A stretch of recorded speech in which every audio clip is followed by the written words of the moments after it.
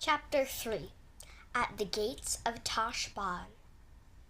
"My name," said the girl at once, "is Aravis Tarkina, and I am the only daughter of Kidrash Tarkhan, the son of Rishti Tarkhan, the son of Kidrash Tarkhan, the son of Isombre Tisroch, the son of Ardib Tisroch, who is descended in a right line from the god Tash.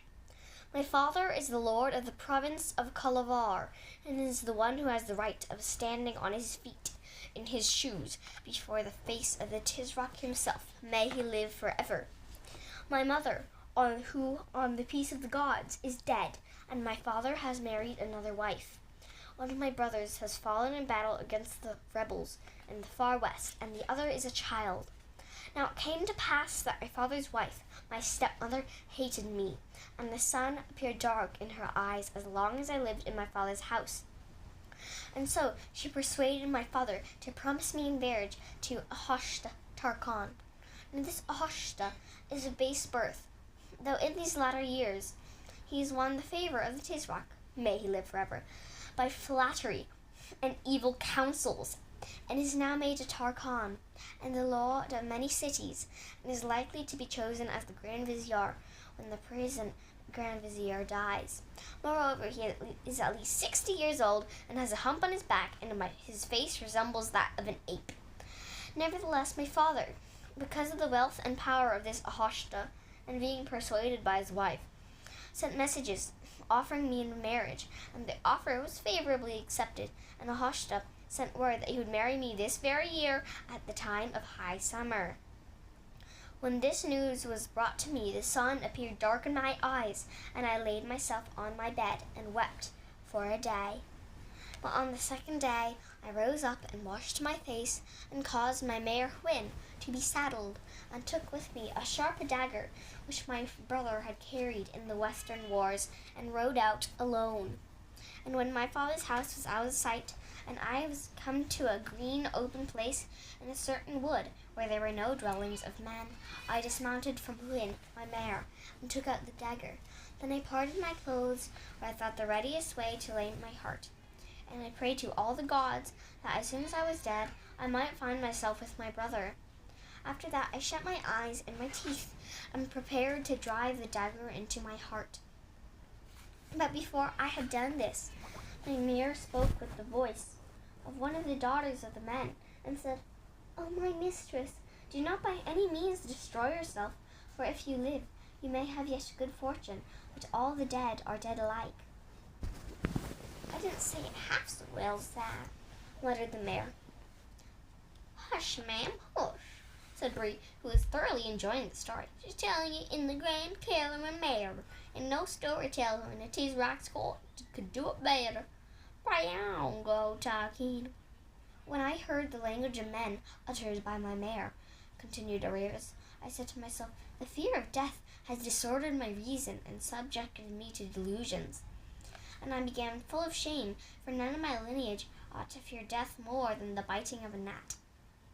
Therefore I addressed myself a second time to the stabbing, but Hwin came near me and put her head in between me and the dagger, and discoursed to me most excellent reasons, and rebuked me as a mother rebukes her daughter.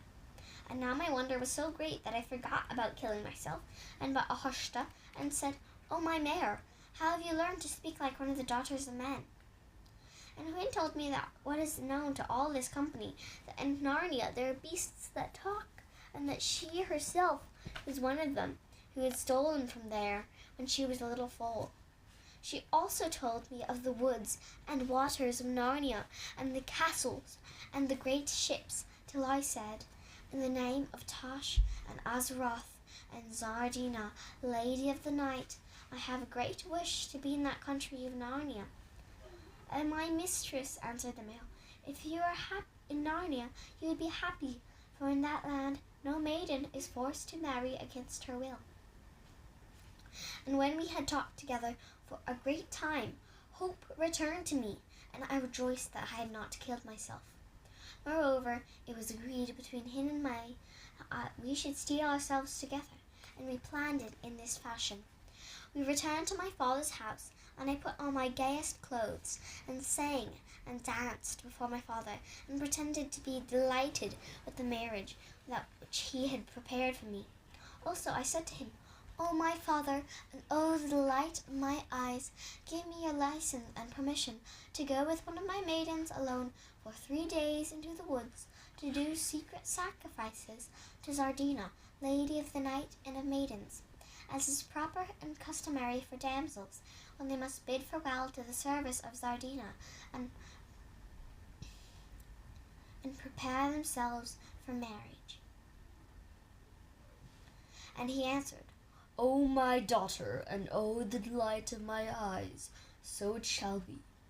But when I came out from the presence of my father, I went immediately to the oldest of his slaves, his secretary, who had dandled me on his knees when I was a baby, and loved me more than the lyre in the air. And I swore him to be secret, and begged him to write a certain letter for me. And he wept and implored me to change my resolution, but in the end he said, "To hear is to obey," and did all my will. And I sealed the letter and hid it in my bosom. "But what was in the letter?" asked Shasta. "Be quiet, youngster," said Bree. "I'll tell spoiling the story. She tells all about the letter in the right place. Go on, Tarkina." And then I called a maid who was to go with me into the forest and perform the rites of Zardina, and told her to wake me very early in the morning. And I became merry with her, and gave her wine to drink, but I mixed such things in her cup, so I knew she must sleep for a night and a day. And as soon as the household of my father had committed themselves to sleep, I rose, and put on an armor of my brother's, which I had always kept in my chamber in his memory. I put into my girdle all the money I had, and certain choice jewels, and provided myself also with food, and saddled the mare with my own hands, and rode away in the second watch of the night. I directed my course not to the woods where my father supposed I would go, but north and east to Tashbaan. Now for 3 days and more I knew that my father would not seek me, being deceived by the words I had said to him. And on the 4th day we arrived at the city of Azim Balda. Now Azim Balda stands at the meeting of many roads, and from it the posts of the Tizrock, may he live forever, ride on swift horses to every part of the empire, and it is one of the rights and privileges of the great Tarkans to send messages by them. I therefore went to the chief of the messengers in the house of imperial posts in Azim Balda, and said, "O dispatcher of messages, here is a letter to my uncle Ahoshta Tarkan, to Kid Rosh Tarkan, lord of Kalavar. Take now these 5 crescents, and have it to be sent to him." And the chief of messengers said, "To hear is to obey." This letter was feigned to be written by Ahoshta, and this was the significance of the writing. Ahoshta Tarkan to Kid Rosh Tarkan, salutation and peace. In the name of Tash, the irresistible, the inexorable, be it known to you that as I made my journey to your house to perform the contract of marriage between me and your daughter, Aravis Tarkina, it pleaded in fortune and the gods that I fell in with her in the forest when she had ended the rites and sacrifices of Zardina according to the custom of maidens. And when I learned who she was, even dieted with her beauty and discretion, I became inflamed with love, and it appeared that the sun would be dark to me if I did not marry her at once. Accordingly, I prepared the necessary sacrifices and married your daughter the same hour that I met her, and returned with her to my own house. And we both pray and charge you to come hither as speedily as you may, so that we may be delighted with your face and speech, and also that you may bring with you the dowry of my wife, which by reasons of my great charges and expenses I require without my delay. And because thou and I are brothers, I assure myself that you will not be angered by the haste of my marriage, which is wholly occasioned by the great love I bear your daughter. and I commit you to the care of all the gods. As soon as I had done this, I rode on in all haste from Azim Balda, fearing no pursuit, and expecting that my father, having received such a letter, would send messages to Ahashta, or go to him himself, and that before the matter was discovered, I should be beyond Tashbaan. And that is the pith of my story, until this very night, when I was chased by lions and met you at the swimming of the salt water. And what happened about the girl, the one you drugged? Asked Shasta. Doubtless she was beaten for sleeping late, said Aravis coolly, but she was a tool and spy of my stepmother's. I am very glad that they should beat her. I say, that was hardly fair, said Shasta. I did not do anything of those things for the sake of pleasing you, said Aravis. And there's another thing I don't understand about that story, said Shasta. You're not grown up. I don't believe you're any older than I am. I don't believe you're as old. How could you be getting married at your age? Aravis said nothing, but Bree said at once, Shasta, don't display your ignorance. I was married at that age in the great Tarkan families. Shasta turned very red. There was hardly light enough for the others to see this, and felt snubbed. Aravis asked Bree for his story. Bree told it, and Shasta thought that he put in a great deal more than he needed about the falls and the bad riding. Bree obviously thought it was very funny, but Aravis did not laugh. When Bree had finished, they all went to sleep. Next day, all four of them, 2 horses and 2 humans, continued their journey together. Shasta thought it had been very much pleasanter than when he and Bree were on their own. For now it was Bree and Aravis who did nearly all the talking. Bree had lived a long time in Kalaman and had always been among Tarkans and Tarkans' horses. So of course he knew a great many of the same people and places that Aravis knew. She would always be saying things like, but if you were at the fight of Zulindre, you would have seen my cousin, Alimash. And Bree would answer, oh yes, Alimash. He was captain of the chariots, you know. I don't quite hold with chariots or that kind of horses who draw chariots. That's not real cavalry, but he is a worthy nobleman. They filled my nose bag with sugar after the taking of Tebeth. Or else Bree would say, I was down by the lake of Mesriel last summer. And Aravis would say, oh, Mesriel, I had a friend there, Lasarian Tarkina. What a delightful place it is, those gardens in the Valley of the Thousand Perfumes. Bree was not in the least trying to leave Shasta out of things. The Shasta sometimes nearly thought that he was. People who know a lot of the same things can hardly help talking about them, and if you're there, you can hardly help feeling that you're out of it. When the mayor was rather shy before a great war horse like Bree, and said very little, and Aravis never spoke to Shasta at all if she could help it. Soon, however, they had more important things to think of. They were getting near Tashbaan. There were more and larger villages, and more people on the roads. They now did nearly all their traveling by night, and hid as best they could during the day. And at every halt they argued and argued about what they were to do when they reached Tashbaan. Everyone had been putting off this difficulty, but now it could be put off no longer.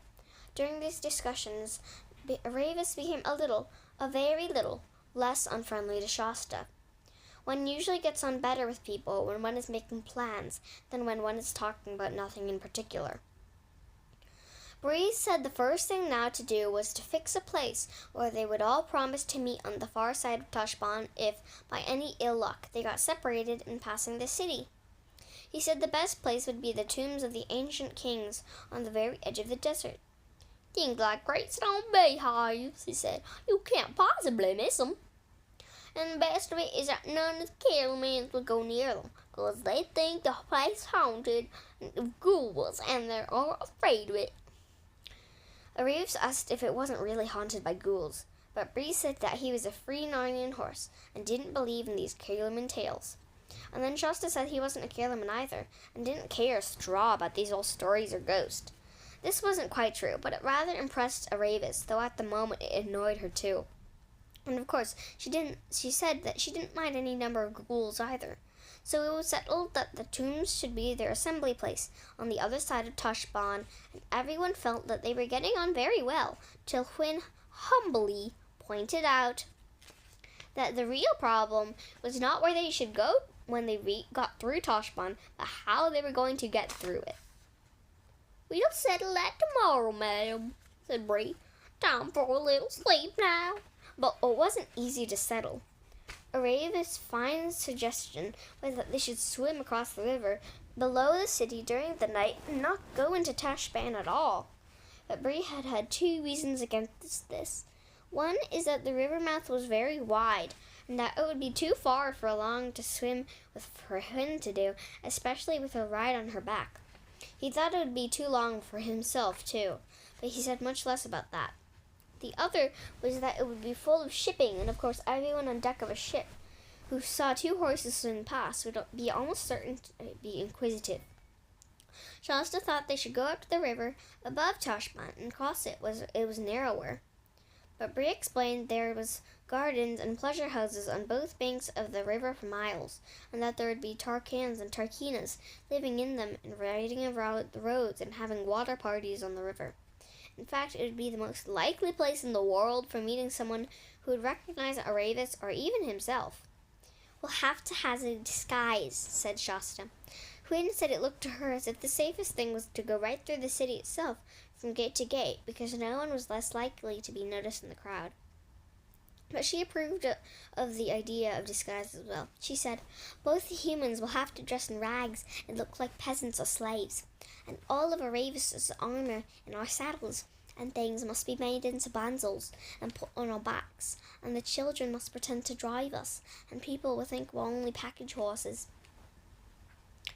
"My dear Hwin," said Aravis rather scornfully, "if anyone could mistake Bree for anything but a war horse, however you disguised him." "I should think not, indeed," said Bree, snorting and letting his ears go ever so little back. "I know it's not a very good plan," said Hwin, "but I think it's our only chance, and we haven't been groomed for ages, and we're not looking quite ourselves. At least, I'm sure we're not. I do think that if we get well plastered with mods and go along with our heads along as if we're tired and lazy, and don't lift our hooves hardly at all, we might not be noticed, and our tails ought to be cut shorter, not neatly, or ragged." "My dear madam," said Bree, "how you picture yourself, but how disagreeable it would be to arrive on it in that condition." "Well," said Hwin humbly, she was a very sensible mare, "the main thing is to get there." Though nobody much liked it, it was Hwin's plan who had to be adopted in the end. He was a troublesome one, and involved a certain amount of what Shasta called stealing and Bree called raiding.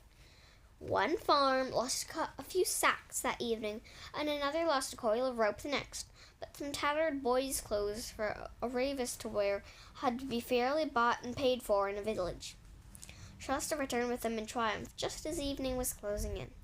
The others had waited for him among the trees at the foot of a low range of wooded hills which lay across their path. Everyone was feeling excited because this was the last hill. When they reached the ridge at the top, they would be looking down at Tashban. "Oh, I do wish we were safely past it," muttered Shasta to Hwin. "Oh, I do," said Hwin fervently. That night they wound their way through the woods up to the ridge by a woodcutter's track. And when they came out of the woods at the top, they could see thousands of lights in the valley down below them.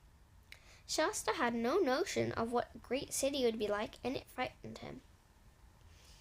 They had their supper, and the children got some sleep, but the horses awoke them very early in the morning. The stars were still out, and the grass was terribly cold and wet, but daybreak was just beginning, far to their right across the sea. Aravis went a few steps away into the wood, and came back looking odd in her new ragged clothes, and carrying her real ones in a bundle. These, and her armor and shield and scimitar and the two saddles and the rest of the horses' fine furnishings, were put into the sacks. Bree and Hwin had already got themselves as dirty and bedraggled as they could, and it only remained to shorten their tails. As for doing this was Aravis' scimitar. One of the packs had to be undone again in order to get it out. It was a longish job, and rather hurt the horses. "My word," said Bree, "if I was a talking horse, what a lovely kick in the face I could give you. I thought you were going to cut it, not pull it out. That's what it feels like." But in spite of the semi-darkness and cold fingers, all was done in the end. The big packs bound on the horses, the rope halters, which they were now wearing instead of bridles and reins, in the children's hands, and the journey began. "Remember," said Bree, "keep together if we possibly can. If not, meet at the tombs of the ancient kings, and whoever gets there first must wait for the others." "And remember," said Shasta, "don't you two horses forget yourselves and start talking."